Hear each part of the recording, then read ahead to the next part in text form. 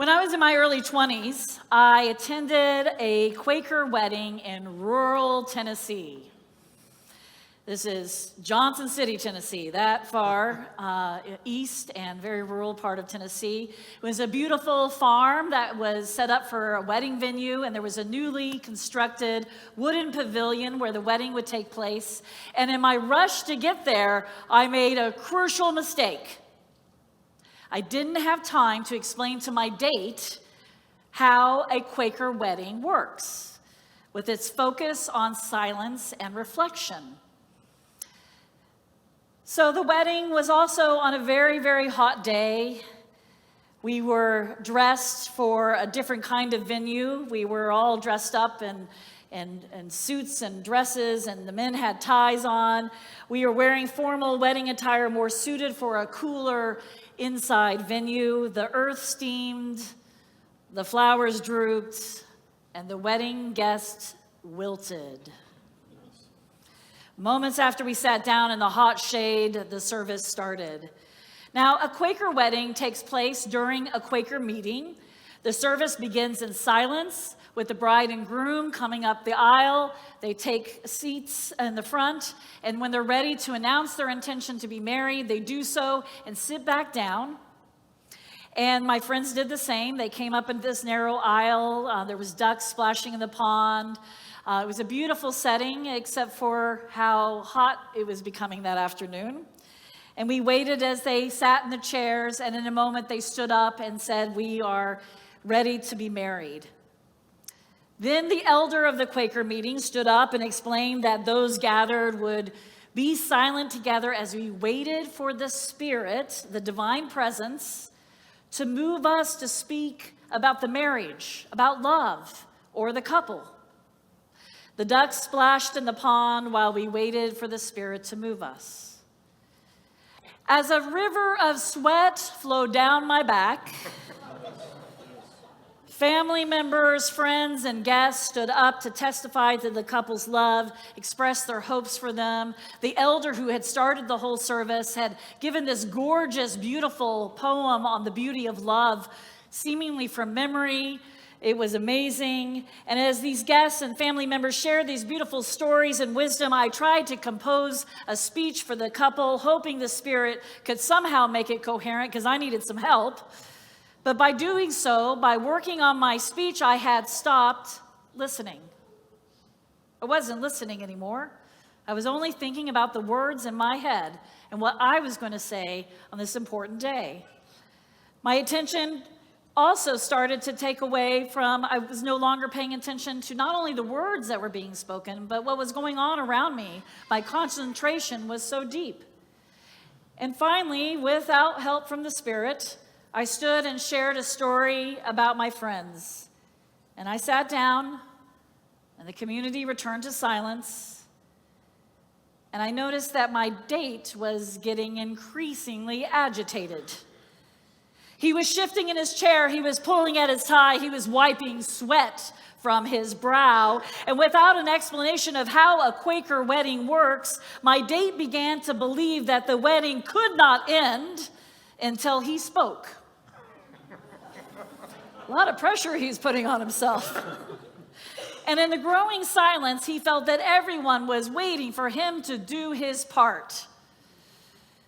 Finally, he bolted out of his chair, babbled some heartfelt nonsense, and in a hopeful bid to end the wedding, and then sat back down, and a few more people spoke, and the wedding finally came to a close, and we moved to the reception to celebrate. I learned 3 important lessons that day.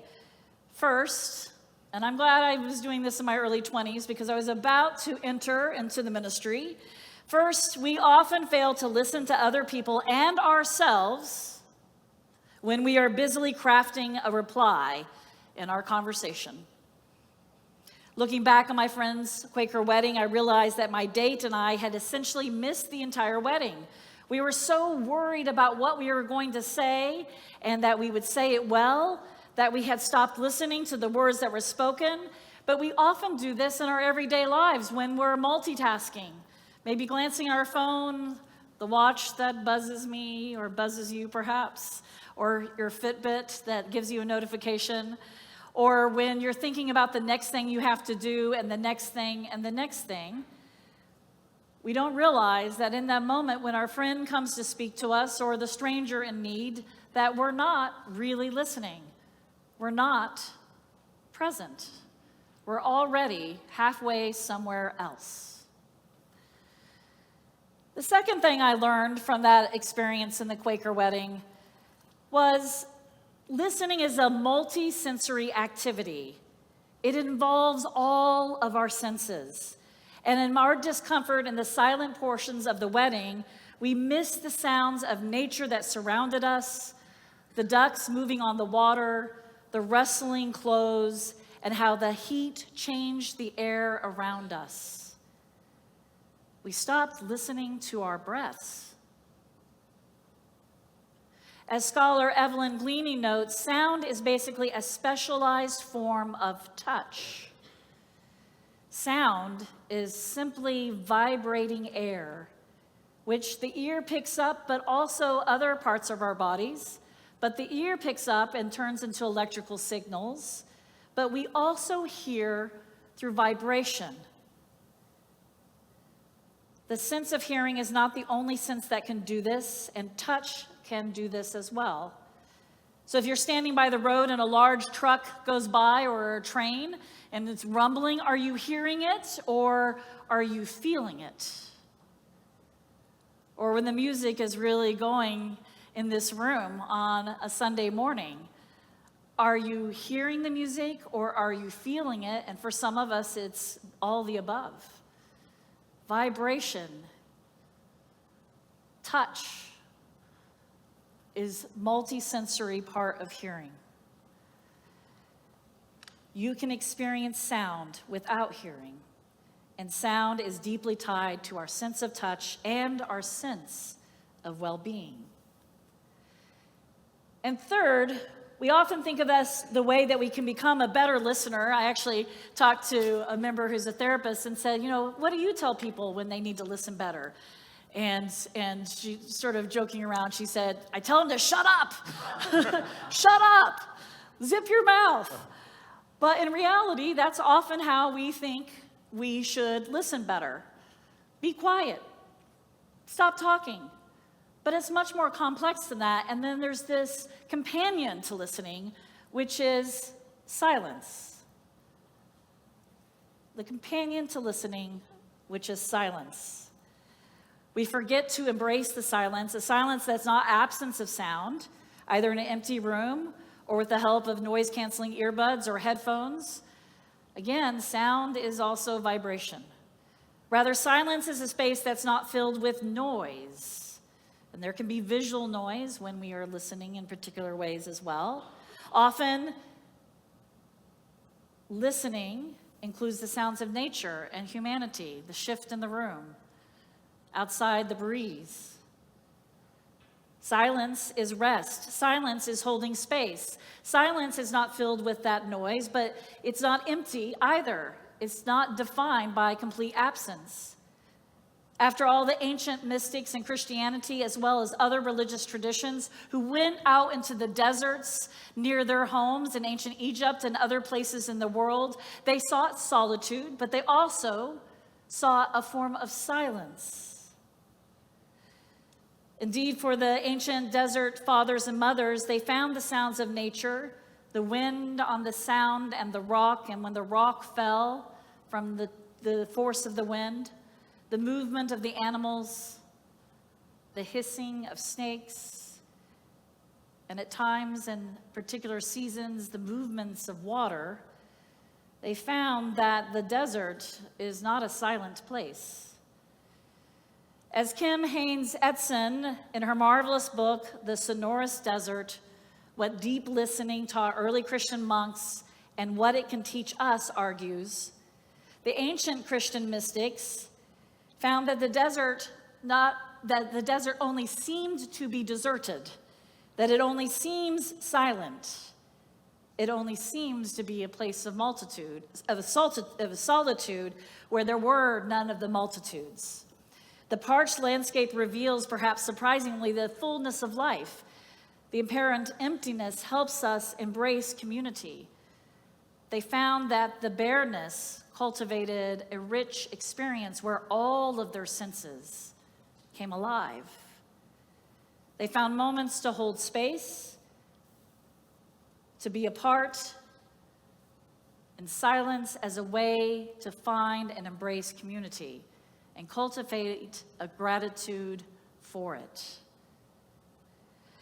And yet in these tumultuous times, listening is becoming increasingly difficult, and yet is one of the tools that we can use to ease anxiety, to increase our well-being, to help us build relationships. Listening and its companion silence are lifelines for these times, a way to connect deeply with others and ourselves. And this Listening Sunday is not about listening to folks who may disagree with us or who are on the other side. I'm talking about the listening for the dear friend, for the family member in need, for the person, the stranger who needs someone to connect, and you might be that person to be the bridge to be connecting with.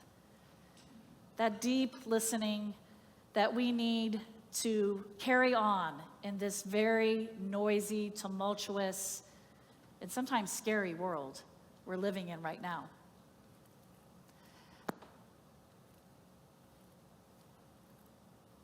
There's another ancient story that talks about a man who had a question. He was looking for an answer and went out into the wilderness and was hoping someone would answer his question. He waited and he was listening. And in this story, lots of big things happen. First, there's a huge windstorm, and I think Oklahomans right now, for those of us who've been in Oklahoma lately, we can understand what a big windstorm feels like. We've had a lot of strong winds in the last week. This tremendous windstorm comes about, and he wonders, this may be my answers in the wind, but it's not. And then there's a major earthquake, and the ground is shaking, and rock is falling, and he thinks to himself, maybe my answer's here, but the answer is not in the earthquake either. And then there's a terrible fire that roars through the dry vegetation. And he thinks in the noise and the sound of the fire that perhaps his answer is there. And it is not. And then suddenly the man with the question, in the sheer silence of that moment, hears a still, small voice. And he listens. Perhaps that voice was there all along, and it was the first time he really listened. But also that play with the silence. The dance of listening and silence and listening is a wellspring for us in these challenging times.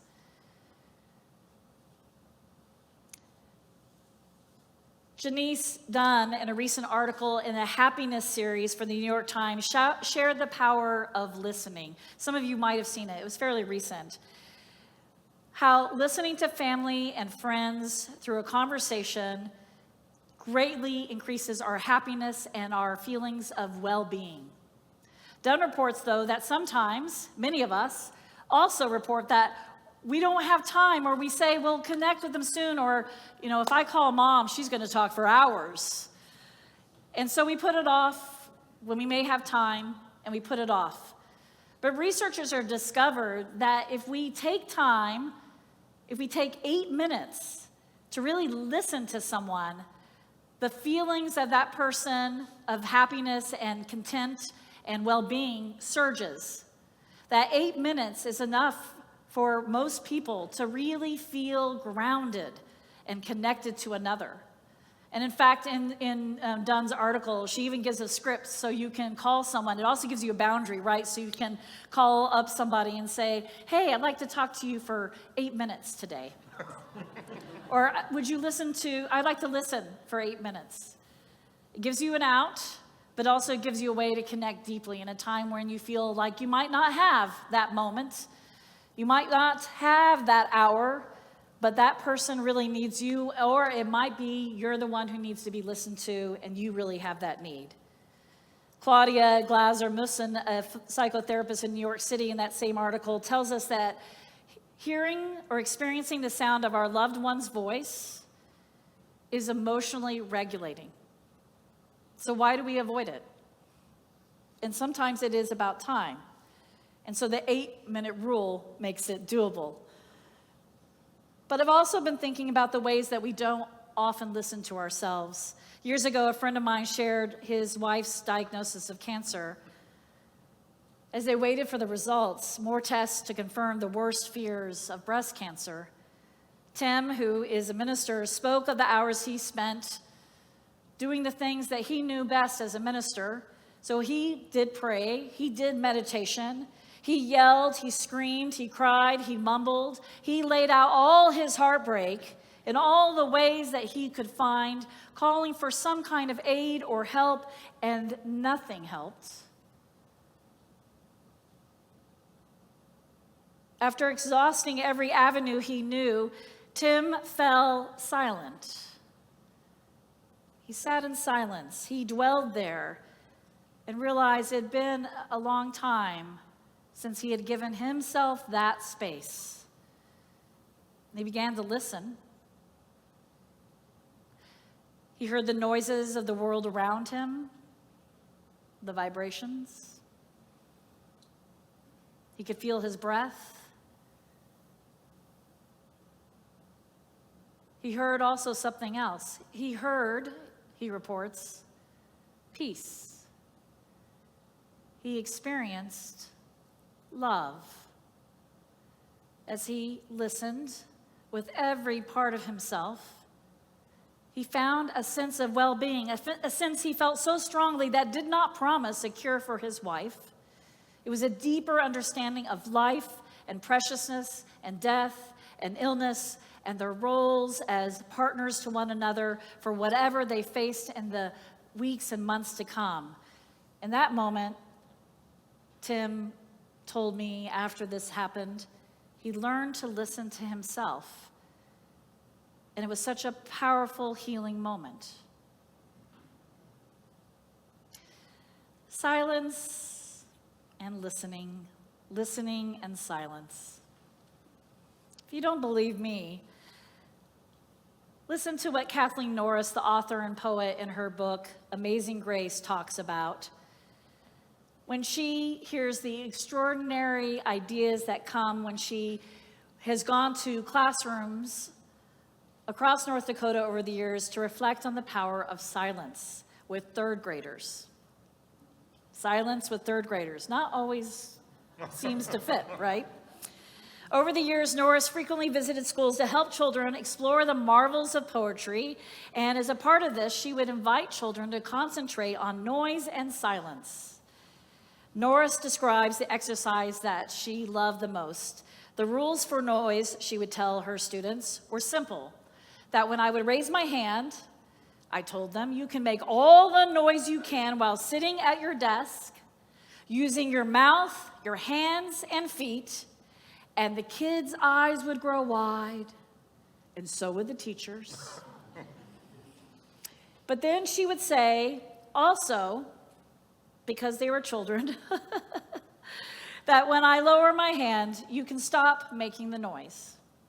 So let's try that, and first service did pretty well, all right? So when I raise my hand, staying seated in your pews, make as much noise as you can. You can mouth, hands, body, make as much noise as you can, as long as when I lower my hand, that we stop all the noise. And in that moment, we're gonna linger there and listen. Okay, are you ready? Okay, this side is. I'm not seeing it over here. Okay. That's better. Okay, let's go. So let's make some noise.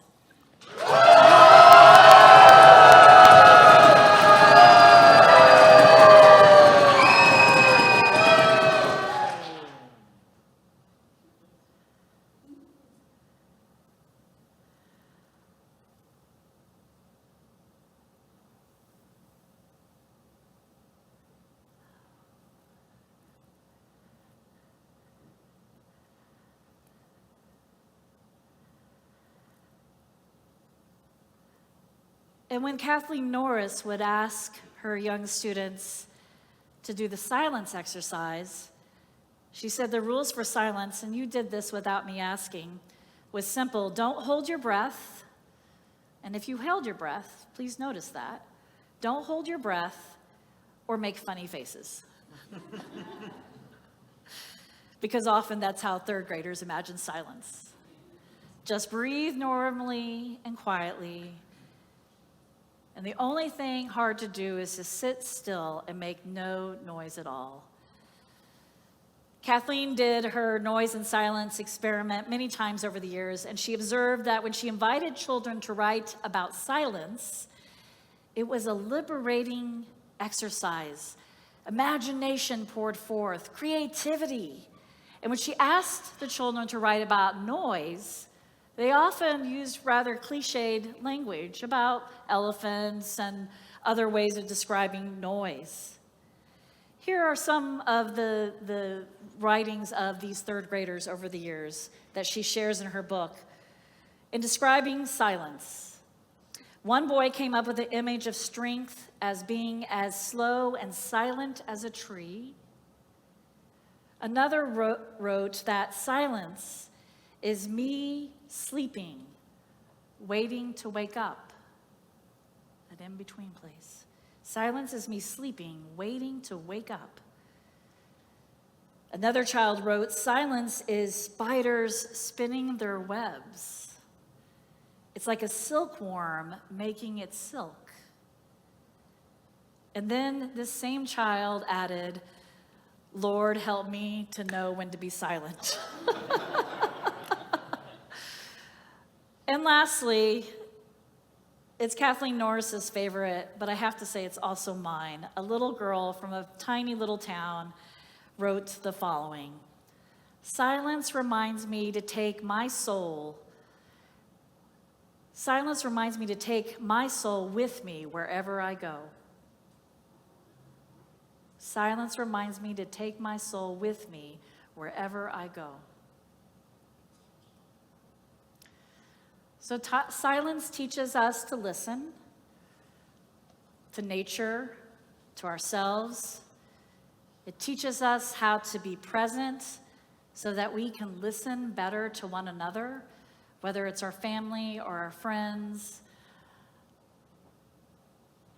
or the person that we haven't met yet. Kim Haynes-Eidson says that silence and listening joins us not only with the present, but connects us with the past. Those who heard and watched, feared and hoped, those whose voices still speak across time and place, if we only pause to listen deeply.